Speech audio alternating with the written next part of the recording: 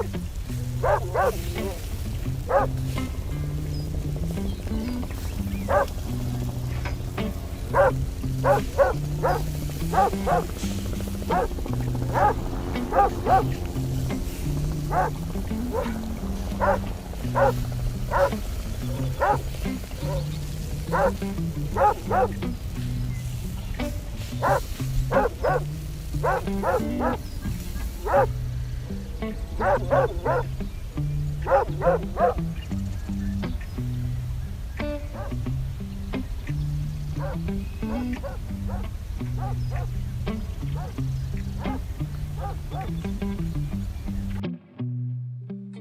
is the book I'm reading right now.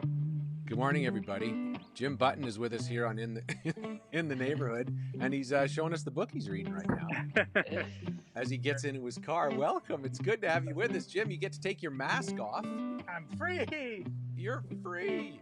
Before I pick on Mandy and Russ, tell us, why did you have a mask on? Well, I just went up to the hospital for a chat with my oncologist to try and figure out a few issues I'm dealing with and review my CT scan. And I got a lovely stool sample package here. It's a great Wednesday. It's the best Wednesday ever. I know somebody could fill that for you. I'm collecting Save you the souvenirs. trouble. I'm collecting my doctor likes souvenirs, so I just go to different places around the city and bring him souvenirs. You could get it bronzed. Oh, we want to start our show with stool samples and work our way through, don't you think? Yeah. Nice. I think it's a good idea. I like it. I like the way you work, Jim. That's a bright smile. You should start every day with a mask on first, because then when you smile, man. Yeah. Hey, look, I'm hearing it's a little echoey. Is anyone else thinking it's echoey, or is that just me? That's everybody. Do you know what's funny? Good. And I don't want to give away our guests today, but the last time we had the mayor on, I got a text from him. I know this because when he texted me about today's show, I got a text that said your audio went out. So this time we get twice as much audio. So Hey, you were extra careful, right? That one's for you, Mr. Mayor. We're doubling down. How are you, Rusty? I'm doing all right. Good. These are big times. Are you finding that sometimes I don't even know what I'm supposed to feel or what I'm supposed to think. It's just everything is big, isn't it? Yeah, I kind of feel everything these days. It's honestly, it's overwhelming, and but I think it's important. I think it's important to feel what you're feeling and try and be positive throughout it, even though we all got a lot of work to do. So yeah, it's amazing. How are you doing, Mandy Stobo? I'm good. I'm on the roller coaster of life. I made it here. So Yay. Echoing Rusty's comments, it's a tough one. And then when you think about, the hopes and dreams for your kids and just all of how big all of these things are and what so many people are feeling, it's just big. So I'm just trying to just like tear open my heart even more and like glitter bomb all of you with love. So I'm hoping that I'm accepting all of it, Mandy. Okay, good. It's getting in my eyes all your love. Oh, sorry. Yeah, you can't get rid of it. Once you're glitter bombed from my heart, it's everywhere. Wow. I don't know what it is, Jim. Maybe it's because you started with the mask on, but you look bright and smiley today. So good on you, my friend. You look great. Yes, well, thank you. Thank Yeah. you. Well, today is a kind of a special show, not just because we're going to eventually or fairly soon bring the mayor on, but because we get to celebrate an amazing Calgarian who has been ill for a while and passed away last night. And a person who's had a lot to do with our hero today is Julie Van Rosendaal. I'm going to bring Julie on, and then we're going to quickly bring the mayor on, who's also a great friend. So I'm going to bring them both on as soon as I can. Julie has written a lot about our very special guest and has knew her quite well, along with anyone for sure in the Ismaili community, but I would say in most of all of our city, anyone who moved out of the house. There comes Julie Van Rosendaal, just climbing out of somewhere, I think. Hey, Julie Van Rosendaal, how are you? I'm good. How are you guys? Well, I, I don't quite see you. Oh, there you are. I don't. I think you're. Well, now you're away, but we can hear you. I think. Um, we had been planning today. You had been asking us to talk about the show, and if your Wi-Fi's weak where you are, I think we can still chat. Tell us a little bit about this amazing woman that we are going to talk about today. We're going to talk about Nurbanu Nimji. I mentioned her last week. This is her fourth cookbook, Spicy Touch cookbook. She wrote it with Karen Anderson, who runs Alberta Food Tours. She is a fantastic cook and an educator. She started out back in the 70s. Around it, people think of Best of Bridge as sort of an iconic Calgary self-published cookbook phenomenon, which they are, but Nurbanu also self-published her first cookbook around the same time. And she came to do it because she had realized that there were a lot of young people in her community who left home. They're at university. She lived close to the university, I believe, and left home and realized they didn't know how to cook. So she started these cooking classes in her own home and taught all these people how to cook, and then compiled the recipes from her cooking classes into her first book, which I believe has sold 250,000 copies. Isn't that crazy? Her first Spicy Touch cookbook. So now she has 4, and just an amazing person.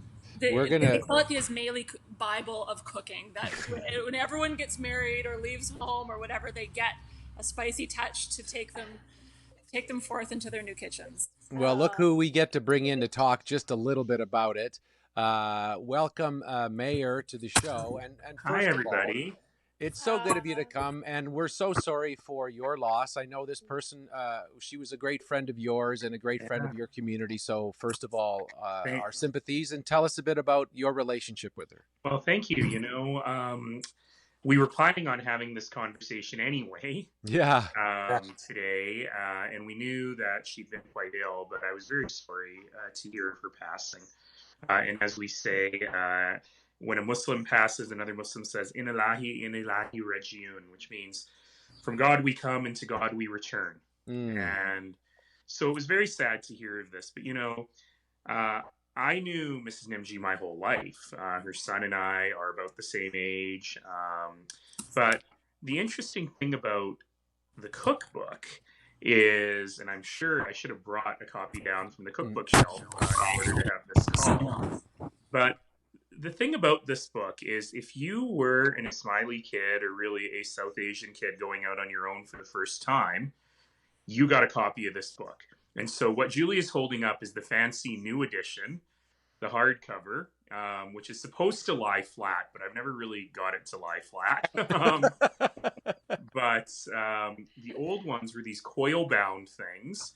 And, I've got stained with all kinds of foods, this thing, because that is what your mom gave you when you left, going, "You never paid attention to my cooking lessons, so take Mrs. Nimji's book as you go off to university or as you move out on your own." And so there's a little joke, and I don't know if Julie would know or appreciate this, but if you are South Asian, and particularly if you are Indian via Africa, like I am, you don't know how to cook without 2 spices. Every single thing you make has to have dana jiro, cumin and coriander.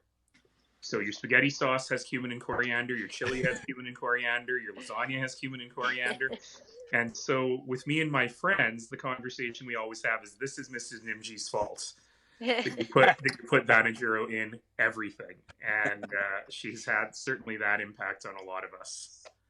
Can you, in these times where all of us, and especially I feel I can speak for myself, where I'm realizing how much more I need to listen when it comes to race, when it comes to understanding others and other experiences, what sort of example was she of, was Mrs. Nimji, of what it means to be a proud person? What a really thoughtful question. At this time, we're going through a really new conversation, a conversation about what it means to go from being inclusive and diverse, what it means to go from being not racist to actively anti-racist. But I'm not sure that you could get there without the normalization of the kinds of lives different people live, right? So the story I'm telling about, you know, I was very impressed when my old friend Julie knew about Mrs. Nimji because I thought she was a secret.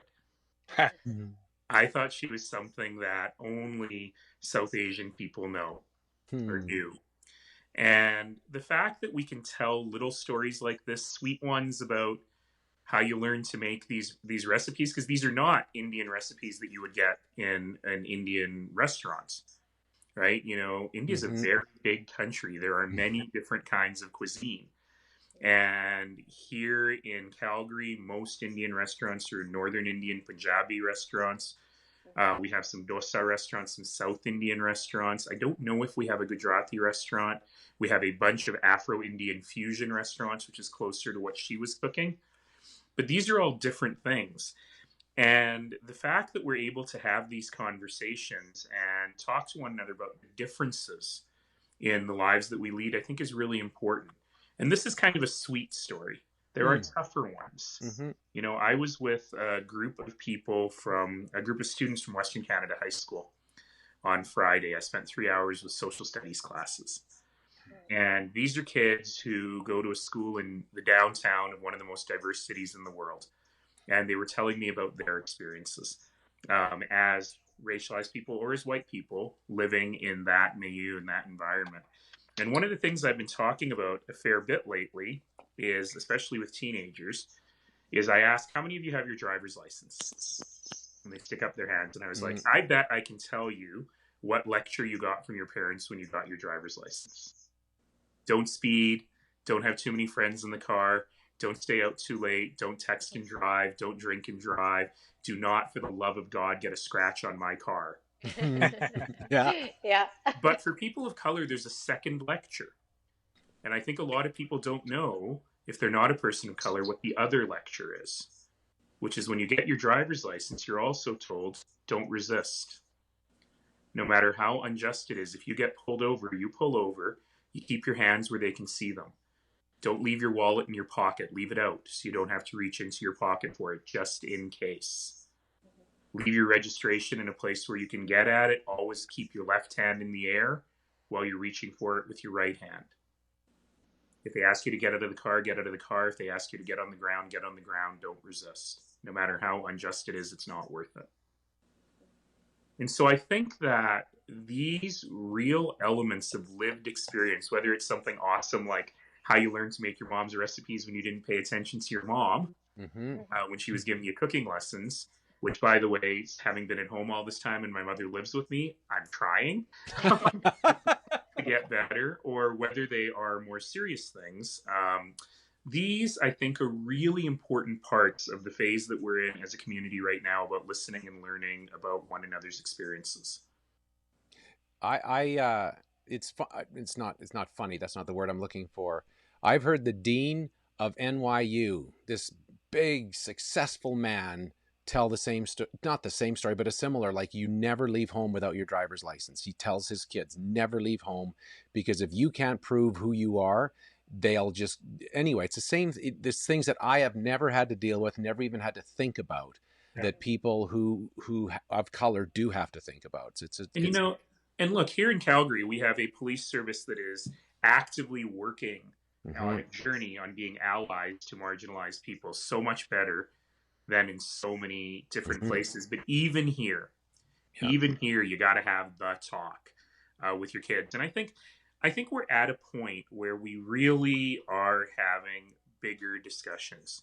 You know, and I don't want to take it away from Mrs. Nimji, because that's what this is about. Yeah. But I think this is a real opportunity, and I think she would like it a lot. Yeah. That we're using this as an opportunity to talk about bigger, broader issues about what's going on in the world. But, you know, I went through an interesting thing this week where someone said something pretty nasty and hateful about me and got in a lot of trouble. Yep. But the interesting thing is that was probably the least nasty, hateful thing he said in years. Right. To me and to others. And yet, we have him on our shows. We go to his parties. Yeah. Despite all of this. And I've spent a lot of my time this last week, and sorry for getting into that mode right now, but I spent a lot of my time this last week doing me some edumacating and talking to folks, and often folks of real power and privilege in the community about this stuff, and good for them. Yeah. For calling up and saying, you know, what am I not getting here? Yeah. Right. And so I said to someone, you know, I used to be a columnist for the Calgary Herald.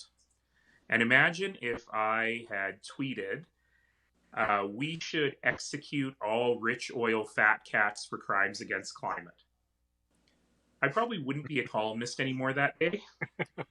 That job would probably be gone. Yeah. And yet, there are some people of power, of privilege, of ethnicity in our community that we let get away with lots of stuff. And we continue to listen to their voices. We continue to give them platforms. And so that's another interesting question that we really have to ask ourselves.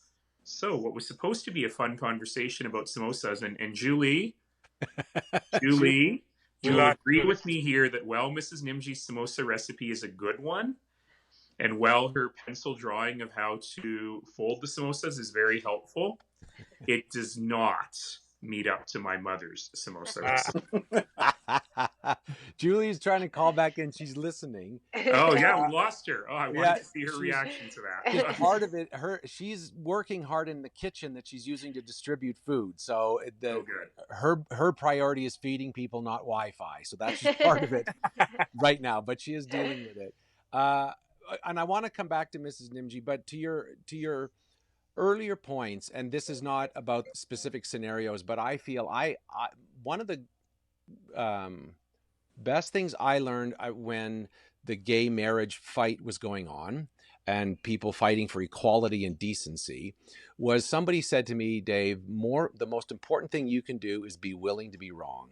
Because until you're willing to say, you have to try and be willing to be wrong and then learn how to get it right. And I feel like it's so easy to get into a shell for me and defend myself and say, okay, what if I just said, I'm probably wrong on this. Let's just see what the world is. It feels a little less like I have to defend stuff, if that makes sense. I don't know if it does, but that's one of my thoughts anyway. Now I think that's super thoughtful. It really is about being willing to listen.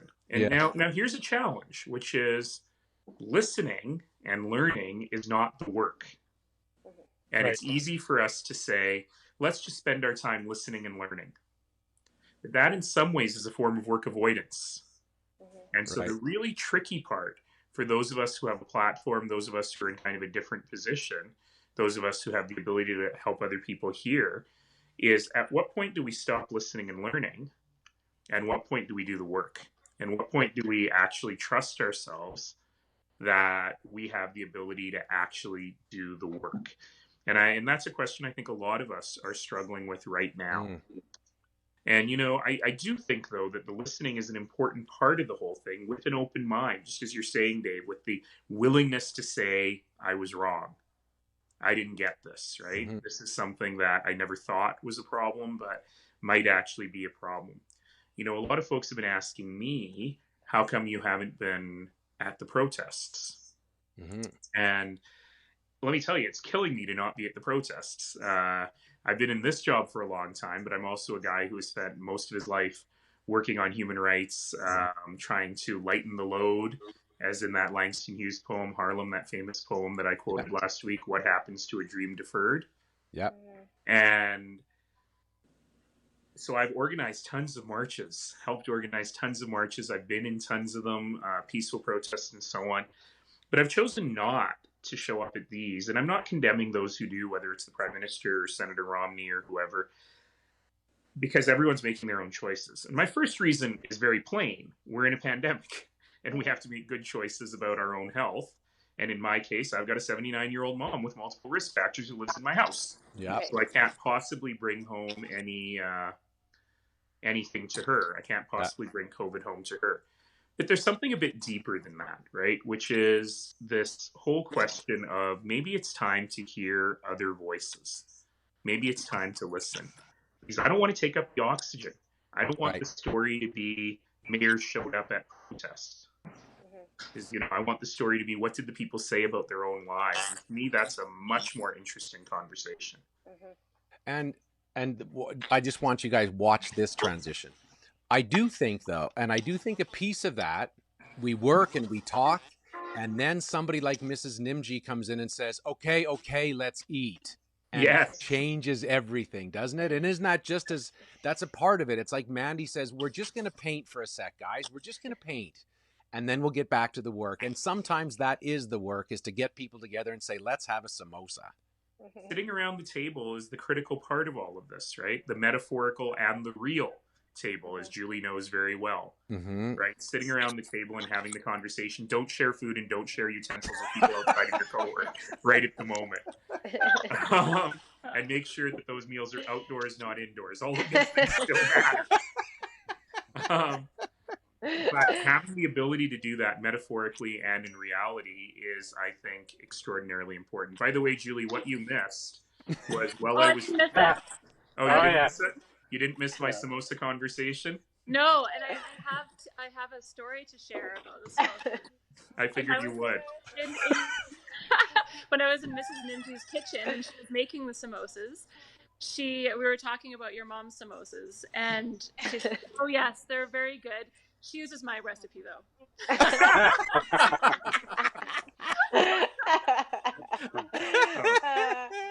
I have both recipes. We should do a samosa tasting sometime. I think need someone to try that right here. Yeah. I made Barazi and Mandazi this morning. You made Barazi and Mandazi? I made Barazi and Mandazi, one of my favorite things that I've actually had at her house. So Barazi is pigeon peas and coconut milk, and the Mandazi are coconut fritters. I'm going to show you. I can't believe you made Barazi and Mandazi. Wow. I did. I woke up early and thought I have to go get pigeon peas because I've used up all the pulses in my kitchen. So I went and bought pigeon peas just to make this. And I was sitting down on my couch eating some when Karen Anderson texted me and let me know that. Oh, that's when you found out. So I brought it to the kitchen. That's amazing. Because, that's what she does, is she feeds people, And so I brought it to the kitchen for everyone to eat for breakfast this morning because it's a breakfast dish. Yeah, it's a very traditional Afro-Indian breakfast dish. It's mostly African, actually. But the Asian communities took it on. And, of course, what we're going to be missing in about 2 weeks is my favorite Stampede breakfast, which is the Smiley Community Stampede breakfast, in which they serve pancakes, scrambled eggs, and Barazi. The Mandazi is a bit too much for that. But so did you make it really sweet, Julie? Very sweet? No, I made it with... I like the Mandazi very sweet. Oh, yeah, they're a little bit sweet. They've got about a third of a cup of sugar in the Mandazi. Yeah, the Barazi. I thought you had the Barazi. Yeah. Oh wait, sorry. What was that? You did a third of a cup? I just put a quarter cup in mine. I did a quarter cup too. Like, yeah. Hey, now another great perspective, Mandy. Every day when you draw a hero, you have an artistic understanding. So the drawing you did of Mrs. Nimji, just what was that experience for you in making her? Well, she is just such a ball of light. Like Julie, the pictures you sent, and Dave, the pictures you sent, I wanted to create all of them. I love her so much. Is that my sound? I don't know. All right. Sound good. Okay, good. She just encompasses such a calm and sweet energy with such a larger determination, I think, and she is just the sweetest human, and it was such an honor to paint her. I'm so sorry, Julie and Mr. Mayor, for your loss. I'm so sorry. Because she is just such a special little treasure, and I hope that she finds all the peace in the world that she created for so many here. So good. Thank you so much, Mandy. I know that through your sadness, Mr. Mayor, you have a city to run, so I don't want to keep you longer. You got things to do. So you're thanks allowed... for having me on, and thanks for this tribute. It's deeply meaningful, and what an opportunity to talk about other issues as well. So thanks all. Thanks you're very a good much. person. Thank you so much. Where exactly are you, Julia? I'm coming over to Mandazi. I'll have some sent over. I'm already in my car. Forget it. I'm first in. I know where you live, Jim. All right, take care, everyone. Thank you. Thank you. So nice Bye. to see you. Thank you. Ah, what a day. It's amazing. And you know, Julie, I have to say, I look at you and I'm 100% sure you're going to live to your 206. But someday yes. Yeah. But we're going to tell the same stories about you someday, as we already do, about this shining light that understands you have to feed people. No matter what else, you have to feed them. So thanks for that. How is the feeding of people going, Julie? It is fantastic. So I'm at the Devour Catering Kitchen, which is just off Blackfoot Trail. It's beside Pretty Sweet Bakery, which is fantastic. Manuel and Padma are behind me working on lunches. Javel and actually I'm just going to walk right through. I know the fridge is noisy. Hey, can I just show you their walk-in fridge? Look at Yes. this. I want in my house. Oh, I just figured out how to flip my camera. So look. Huh? Wow. And watch Get me it. go through. Oh. Right? Oh, Yeah. Jim's here, Jim. And look, there's an exit. And then you come out to the loading dock. So Javel has been in the business in Calgary since the 90s, I believe. And Jasmine and Javel. Jasmine is married to Tom Phillips. I'd love Jazz. There's a recording at the Mecca where you hear one of the guys at the bar asking Jazz for a drink. It's one of these live albums. That's our hi Jazz, hi Javel. I don't want to say that I know that they're amazing wedding caterers, but they might have catered our wedding, and man, it was some kind of special. Tell everybody what the menu was, because I want to get remarried so that I can do this. So everyone always wants a wedding cake, and we probably should go, but everybody wants a wedding cake. But at ours, Javel said, what if we do a smoked peach pie? And I said, yes. Okay. It was the best wedding ever because of the pie. It was so good. Delicious. I was there. I liked the pie. Did you put little figures on top? They sort of floated in. But they were decorated with pie crust. I pick pie over cake any day of the week. And then remember you had your place settings or your placemats were matte. Yes. Yeah. That's good. It was a wonderful wedding, and thank you guys for all the work you're doing to feed the people in our city who need it. You're more than anything. The wedding was great, but this is big heart. So thank you all for the work. Guys. Yeah, so good. Yeah, it's so amazing. There's such pros. Yep. So organized. And so we managed to cobble together some funding to keep this going through the summer and possibly into the fall, because we don't know what's going to happen with school going back. And then later today, we're going over to Bowness. The two original teachers who started handing out lunches the day after schools closed, Megan and Tanya. And Southland Transportation is sending the very first school bus out. So the plan is to get buses out to all the food distribution points to act as like a familiar beacon to alert to the available. That was so smart, Julie. That was so smart. So Southland put a call out to their drivers. They got 87 enthusiastic volunteers. I'm getting all goosebumpy talking about it. Wow. And so many volunteers that the emails were like, pick me. So I don't know how they're going to choose which drivers to use, but we're going to go and sort of show them how it works in Bowness today at noon. And then more buses are going to hit the road at the other locations. So Forest Lawn, Pembroke Meadows, Dover. Yeah. There's so many amazing people making this happen. You know, it's just so great. What a good news story. Bravo. Wow. Mike too. Hi, Mike. Hi, Mikey. Mike, he never gets enough shout outs. He has made so many lunches and bagged so many and moved so many meals. So yeah. I think his mustache alone should get a shout out. Yeah, the mustache. Yeah. Shouldn't he have a little thing over his mask, his mustache there, so that doesn't go in my food? Oh yeah. Don't look. We have masks. Usually he has a mask on, but we're not around actual food. We're in packaging right now, and we have enough space here. Yeah. Right. Mike wants to make a suit with hockey sticks or like like pool noodles attached to them in all directions, so he can just walk around and be like distancing naturally from Distance each that. other with pool noodles. What Jim That'll does, be fun on a Saturday night. Jimmy just doesn't shower. It works the same way. Yeah. I don't know who told me in the last couple of days, but there was an artist that made really, really big boobs. That she put on. She made big boobs for herself. They were 6 feet big, and that's how she kept people away from her. 6 feet How big did they boobs. stay up? Just saying. I'm not saying. That sounds like back issues to me. Yeah, that sounds like the worst nightmare. I don't think they're real boobs. God. They're paper mache with straps. Oh, I'm so glad. I feel like we've gone from heroes to boobs all in one show, and we're all heroes, aren't we? There's a lot of heroes that have boobs, Dave. You have to acknowledge that. Not all heroes have boobs.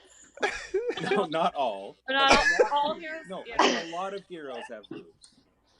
And you the know, show went off the rails. Okay, I'm gonna keep it off. I'm gonna keep it off the rails. I saw. Well, I sent Mandy this as part of my internet. It's funny that we're not using. It was it's the proof that girls mature earlier than boys is that men don't start getting their boobs till they're 40. I have a friend. Okay, now we're on this the boob thing.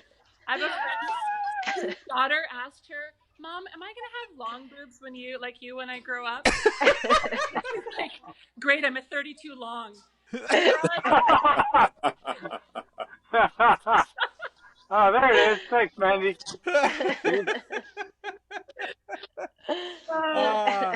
Well, look at what a great and inspiring show, and a reminder to all of us with Mrs. Nimji that you can affect great change with something you believe in, like great food. So thanks, Julie, for helping make that happen, and thanks all of you for being part of this show.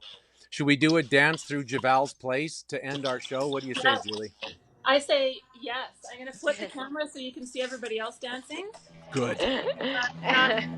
All right, Rusty, take it for Al us. ran away. Michael danced. Oh, we got to pick up. Dance, Mike. You're on camera. Dance now. I love you, Julie. I love you, guys. I don't know what It's my biceps, obviously. That is so good. Thank you, Julie. You're the best. Thank you so much. Thanks all of you. Oh, what a fun show. What good people. Yeah.